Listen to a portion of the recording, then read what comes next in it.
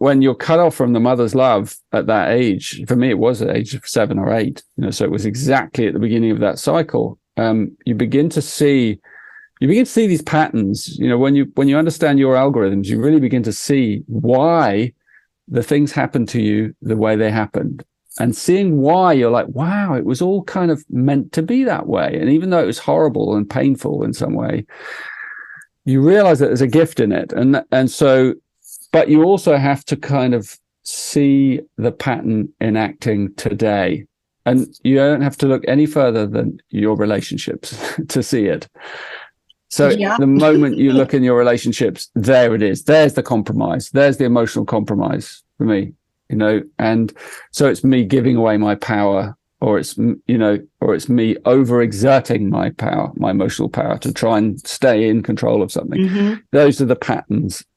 So when you really understand your specific emotional patterns, you can disable them, and then as you disable them through that self-awareness, then the true emotion of that time, that bounteousness in my case, starts to come back, and the heart starts to open again. You start to feel emotionally capable again instead of emotionally illiterate. That's what we mean by having a high EQ. You develop your emotional intelligence. And I'm just looking at the same time as you're speaking about this, the compromise that emotionally you had to overcome. I look at mine, and mine was bliss and vitality, key number 58, right? And that is how I felt in those young years. I was blissed out a lot of the time. I didn't care much about academic pursuits at all. It was I think partly because I was very, very bored. Everything moved so slowly. So poetry and art and science were okay. I couldn't function well with the rest of it. It was just too slow, where you were forced to have to deal with that. You could not, in that environment, not do your work. Whole different system. So I could be blissed out dancing and with my boyfriend every day, having a lovely time. So we had quite opposite types of EQ experiences. Yeah, it sounds like it. And IQ experiences. Yeah. So the way these lines move when we're looking at the chart, and everybody's seeing this anyway, does it go first from the IQ to the EQ? How does it move direction? Yeah, because it's like it's really interesting actually, these 3 7-year cycles of imprinting. The physical in the first 7 years, the emotional in the second 7 years, the mental in the third 7 years. That's our whole childhood, right? Up to adulthood, right?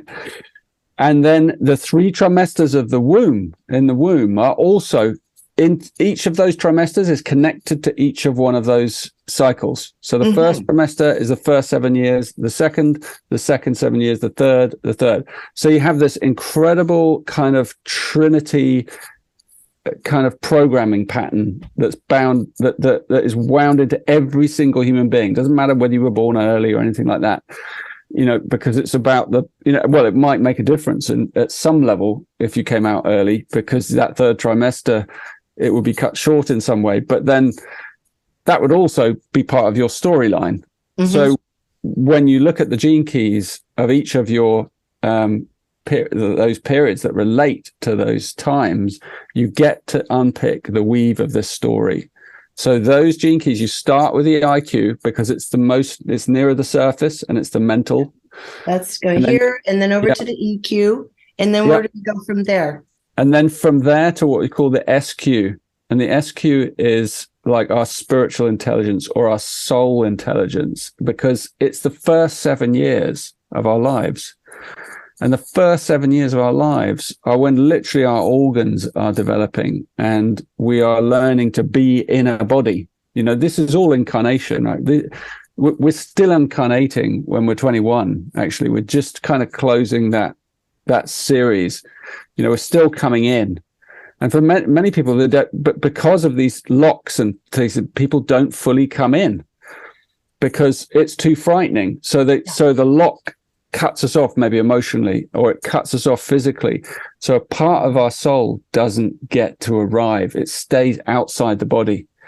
And so this is why it's like really profound working with the Venus sequence, because as you work with it, more of your soul starts to inhabit your body. It starts to inhabit your emotional life. It starts to inhabit your physical life.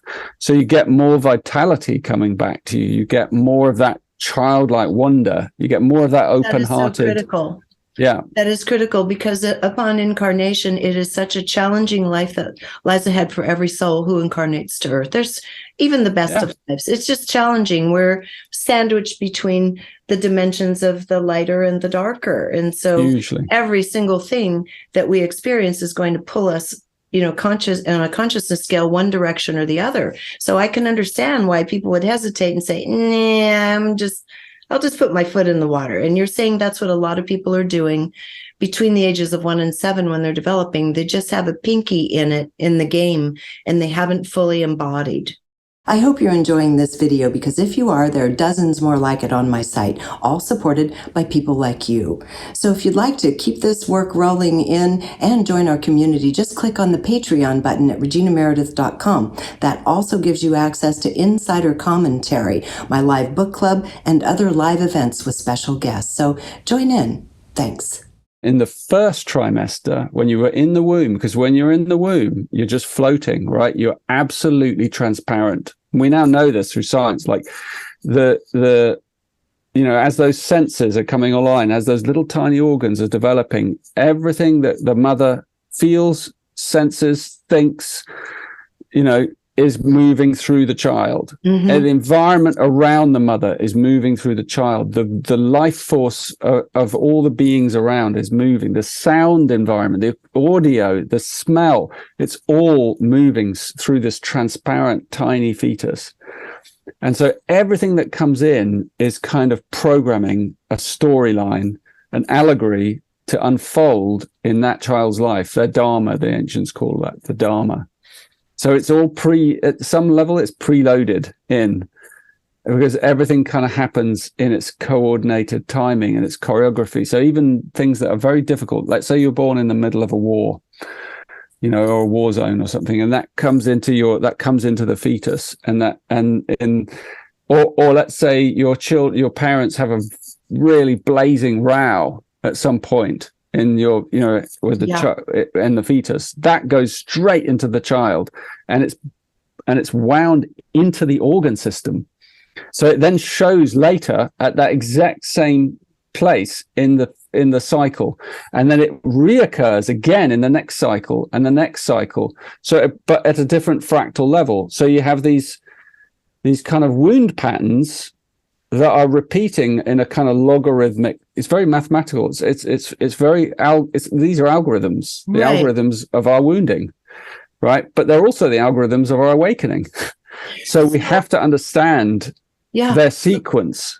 That's why it's called the Venus sequence. Because it's unfolding. As you're speaking, I'm thinking then, in this period of time, with all we're absorbing in the womb, might this be also associated with kind of the classic understanding in Chinese medicine and other systems that, for example, the liver has to do with anger, the lungs have to do with grief? Is this how it might start programming the body then? Is that what you're saying? Absolutely, yeah. Whichever system you look through, you're going to see the same story, but through a different lens. So if it's Chinese medicine, you're looking at it through the 5-element cycle, and it's wound into that cycle. So if there's a kind of break in the cycle in some way, it gets passed on from one element to the other, from one organ to the next, and then you have these feedback loops that are kind of trapping us in certain patterns. And those patterns ultimately are they're cellular, they're memory implants, or the ancients call them sanskaras, the Indians, from the Vedas. Sanskaras are like wound plates or wound slates in our subtle bodies. But they're also wound opportunities. They're wormholes to higher states of consciousness. And that's the secret of the Venus sequence, that it's a wound map. There aren't many things that give us that level of a map of our wounding, and most people wouldn't want to look there. That is but true. If you realize that your wound opportunities are wormholes to higher states of consciousness, you really want to go there, and you want to know about them, and you want to understand them, and you want to contemplate them, and you want to kind of unlock them. And that's what the Venus sequence is all about. Yeah, it's incredible. That's the beauty of Gene Keys across the board, is exactly. Yeah. If you enjoyed this video, be sure to subscribe to my YouTube channel. And you might also want to consider joining Patreon, which allows me to keep all of this content free and available to everyone.